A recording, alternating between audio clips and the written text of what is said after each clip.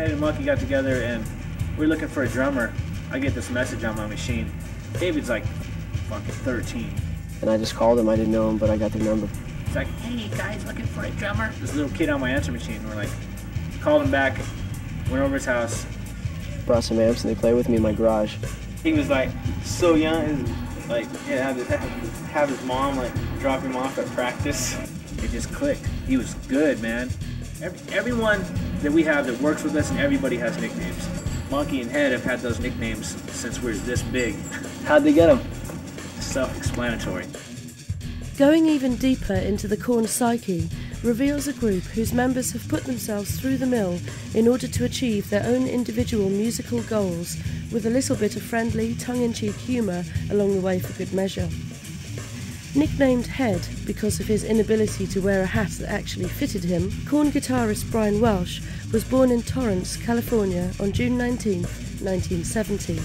He attended the same school as fellow Korn ex-man James Schaefer, where Brian showed him how to play guitar and compose rock songs. In fact, the pair have now been playing together for more than 2/3 of their lives. They grew up friends through high school and had a friendly sort of competition with each other. Brian would go to Schaefer's house, drink beer and have a jam. Later, when Schaefer formed LAPD, his old mate Brian was drafted in as a second guitarist for touring duties. Second guitarist James Monkey Schaefer was born in Rosedale, California on June 6, 1970, earning his nickname from his ape-like feet. Schaefer began his musical career after an accident with a three-wheeler, which severed the top of his left index finger. One night, while sneaking out to a party and pushing his bike, the chain slipped off. He slapped his hand on it so it wouldn't make a noise, but his finger got caught and cut the top off. Thankfully, the accident didn't deter him from playing guitar. I cut off my finger. The end of it, I cut it off. In a three-wheeler accident. The doctor's like, you need to rehabilitate your fingers somehow. You know, like take up an instrument. I was like, how about guitar? And I thought right away. I thought about that guitar being in the closet. So, oh, that's perfect. Korn drummer David Silveria also grew up in Bakersfield.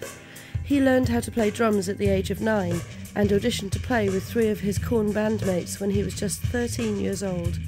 Described as the shy member of the band, Silveria supposedly has a penis signing fetish when it comes to writing on fan items of Korn memorabilia.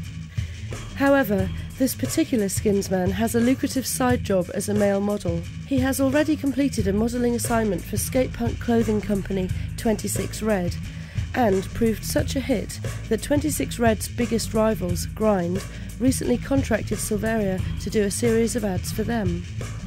Born November 2nd, 1969, Korn bassman Reginald Fieldy Alvizu is known widely for his alcohol-related antics. Because of his large chipmunk cheeks, he earned a whole host of nicknames for himself when he was younger, from Gopher to Garf to Garfield. Then one day, it just became plain and simple Fieldy. On the business side, Fieldy designs most of Korn's merchandise, like t-shirts, hats and stickers. Heavily influenced by West Coast hip-hop music, the bassist has plans to write and produce a solo album with the working title Fieldy's Dreams, on which he intends to play all the instruments. In singer Jonathan Davis, Korn possess an individual with a compelling vocal style who isn't afraid to recount personal stories of trauma and abuse in his lyrics, which have already seen him shine on such topics as sexual abuse, the cruelty of high school, and painful personal experiences. When this hard-hitting subject matter is combined with the band's ugly, down-tuned sound, the result is quite often unique. The singer's cutting lyrics have created nothing short of controversy, often addressing unsavoury topics like rape and child molestation.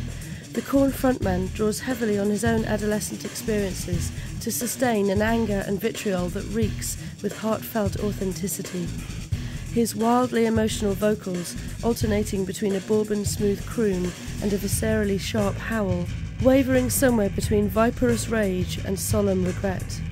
On the surface, Davis would seem an unlikely candidate to front one of America's heaviest rock bands.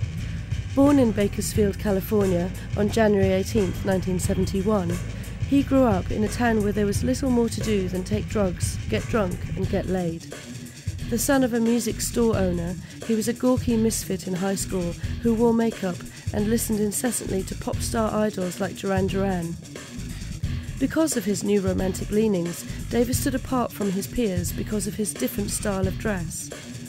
Tormented in school by fellow students who regarded him as different, his difficulties as an unpopular youth is a subject he draws upon heavily when composing lyrics for Korn.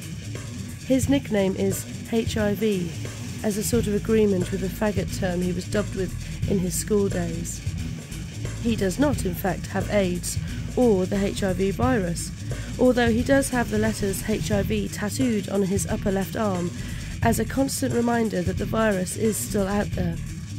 It's probably saved his life on more than one occasion, acting as a protecting guardian angel against the excesses of the sex, drugs and rock and roll lifestyle. Spend any time with the singer and one is likely to be subjected to an endless barrage of queer references and gay jokes. But what might initially come across as small-town homophobia turns out to be something more, a byproduct of a lifetime of sexual confusion.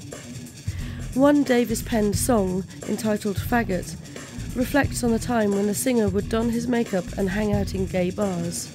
In complete contrast, on his upper right arm, is a tattoo of a crazed bishop ripping up his skin to reveal an image of Jesus Christ, a symbol of the atrocities caused in the name of religion, which Davis sees as corrupt, an evil institution in the US, overdosing on money-grabbing TV evangelism.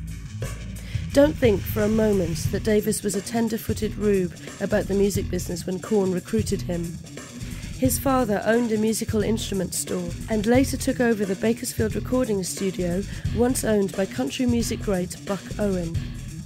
Jonathan played many instruments when he was younger, including bagpipes. Eventually, he would put his talent to good use in Korn, and the old Scottish haggis bag would become an integral part of the band's sound. The young Davis also studied classical music from a tender age, but the elder Davis continually disabused him of the notion of a career in the music business, having witnessed so much heartbreak firsthand. At a young age, Jonathan went through the painful ordeal of parental divorce. His father, Rick, later remarried. If that wasn't discouragement enough, young Jonathan, in the throes of teenage rebellion, vowed to be anything but his father, as young boys are wont to do, and chose an occupation as remote as possible from the family business. But one wouldn't want to take anything away from Davis's propensity for the strange. His own eccentric makeup had much to do with his career choice, as it does with the haunting and disturbing lyrics he now writes for Korn. Affecting the singer profoundly and providing additional fodder for his burgeoning creative sensibilities was his stint as a part-time autopsy assistant for California's Kern County Coroner's Department. Beginning in his senior year in high school and continuing until he joined Korn at the age of 22, Davis bore first-hand witness to the gruesome results of murders, suicides, and brutal car accidents. To this day, he fears riding in automobiles and rarely drives. After seeing victims of car crashes, suicides, and sexual abuse, including people he had known or talked to the day before, he suffered post-traumatic stress disorder and has nightmares to this day, one of which is exercised in the song Pretty, about a young incest victim. However, though he initially recoiled at the notion of applying a scalpel to corpses, he later characterized the work as a rush, and told the Los Angeles Times that there was some kind of power involved when you're cutting up a human body.